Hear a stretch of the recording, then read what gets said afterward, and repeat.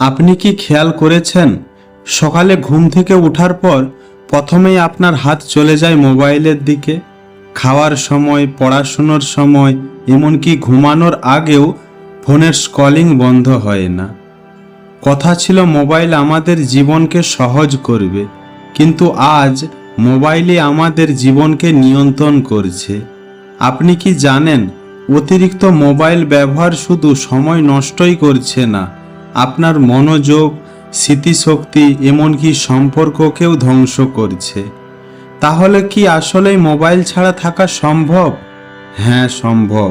আর আজ আমি আপনাকে বলবো মোবাইল আসক্তি থেকে মুক্তি পাওয়ার সহজ কিছু উপায়। প্রথম উপায়, সময়সীমা ঠিক করুন।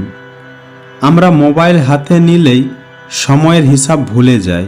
মনে হয় একটু ইউটিউব দেখি, একটু ফেসবুক স্ক্রল করি, কিন্তু খেয়াল করলে দেখা যাবে ঘন্টা 2-3 কেটে গেছে। এজন্য প্রতিদিন মোবাইল ব্যবহারের জন্য একটা সময়সীমা নির্ধারণ করুন। যেমন সোশ্যাল মিডিয়ার জন্য দিনে 30 মিনিট, ইউটিউব বা বিনোদনের জন্য 1 ঘন্টা, আর বাকি সময় শুধুমাত্র কাজ বা পড়াশুনোর জন্য ব্যবহার করুন। এটা মেনে চলতে চাইলে ফোনের ডিজিটাল ওয়েলবিং বা স্ক্রিন টাইম ফিচার্স ব্যবহার করুন।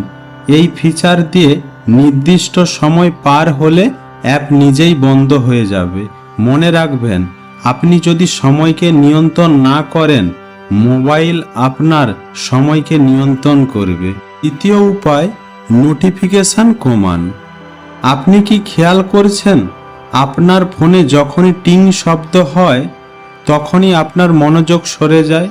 হয়তো আপনি পড়াশুনো করছেন বা গুরুত্বপূর্ণ কাজে ব্যস্ত, হঠাৎ একটা নোটিফিকেশন এলো, আপনি ভেবেছিলেন মাত্র 1 মিনিট দেখে আসবেন, কিন্তু সেই 1 মিনিট হয়ে গেল আধ ঘন্টা। এভাবেই নোটিফিকেশন আমাদের সময় আর মনোযোগ দুটোই নষ্ট করছে। সমাধান কি? অপ্রয়োজনীয় সব অ্যাপের নোটিফিকেশন বন্ধ করে দিন। শুধু গুরুত্বপূর্ণ জিনিস যেমন কল, মেসেজ বা কাজের অ্যাপের নোটিফিকেশন রাখুন। চাইলে ডু নট ডিস্টার্ব মোড ব্যবহার করতে পারেন যখন পড়াশুনো বা কাজে মনোযোগ দিতে চান। মনে রাখবেন, নোটিফিকেশন হলো আসক্তির দরজা। একবার সেটাকে বন্ধ করতে পারলেই আপনি নিজের সময়, মনোযোগকে বাঁচাতে পারবেন। তৃতীয় উপায়, নির্দিষ্ট সময় মোবাইল মুক্ত রাখুন। আপনি কি খেয়াল করেছেন, খাওয়ার সময়, পড়াশুনোর সময়, এমনকি ঘুমানোর আগেও আমরা ফোন হাতে রাখি? ফলে খাবারের স্বাদ কমে যায়, পড়াশুনোয় মনোযোগ নষ্ট হয়, আর ঠিকমতো ঘুম হয় না। সমাধান কি? প্রতিদিন কিছু নির্দিষ্ট সময় একদম মোবাইল মুক্ত রাখুন। যেমন খাবারের সময় ফোন ব্যবহার করবেন না, পড়াশুনো বা কাজের টেবিলে মোবাইল রাখবেন না, ঘুমানোর অন্তত 1 ঘন্টা আগে ফোন দূরে সরিয়ে রাখুন। চাইলে নিজের ঘরে নো ফোন জোন তৈরি করতে পারেন, যেমন সবার ঘর বা পড়াশুনোর জায়গা। মনে রাখবেন, ফোন ছাড়াই জীবন সুন্দর। এই ছোট ছোট অভ্যাস আপনার সময়, মনোযোগ আর সুস্থ সবকিছুই বাঁচাবে। চতুর্থ উপায়, ঘুমানোর আগে ফোন ব্যবহার করবেন না। অনেকেই ঘুমোতে যাওয়ার আগে হাতে ফোন নিয়ে শুয়ে পড়ে। ভাবেন আরও 5 মিনিট ইউটিউব দেখি, একটু ফেসবুক স্ক্রল করি, কিন্তু সেই 5 মিনিট হয়ে যায় আধ ঘন্টা, কখনো বা 1 ঘন্টা। ফলে ঘুম দেরিতে আসে, সকালে উঠতে কষ্ট হয়, আর পরের দিন শরীর ক্লান্ত লাগে। কেন এটা ক্ষতিকর? মোবাইলের নীল আলো মস্তিষ্কে ঘুম আসতে বাধা দেয়। দেরিতে ঘুমোলে মানে পরের দিন মনোযোগ ও এনার্জি কমে যাওয়া। দীর্ঘদিন এভাবে চলতে থাকলে শরীর ও মানসিক স্বাস্থ্যে সমস্যা দেখা দেয়। সমাধান কি? ঘুমানোর অন্তত 1 ঘন্টা আগে মোবাইল সরিয়ে রাখুন।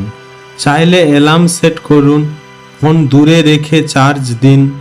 ঘুমানোর আগে বই পড়া, ডায়েরি লেখা বা হালকা মোটিভেশন করুন।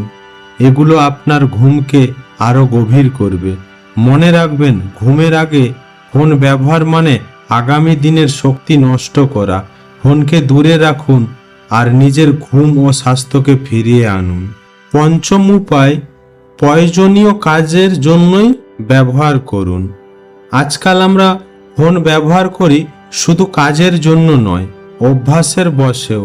মাঝে মাঝে খেয়াল করবেন আপনি ফোন আনলক করছেন, অথচ কি করতে যাচ্ছেন সেটা নিজেই জানেন না। শুধু অটো পাইলটে অ্যাপ ওপেন করে স্ক্রল করতে থাকেন। এই অভ্যাস ভাঙতে চাইলে একটা নিয়ম মেনে চলুন। ফোন হাতে নেওয়ার আগে নিজেকে প্রশ্ন করুন, আমি এখন ফোন ব্যবহার করছি কেন? যদি কাজটা জরুরি হয়, যেমন কল করা, পড়াশোনার নোট দেখা, কোনো তথ্য খোঁজা, তাহলে ব্যবহার করুন।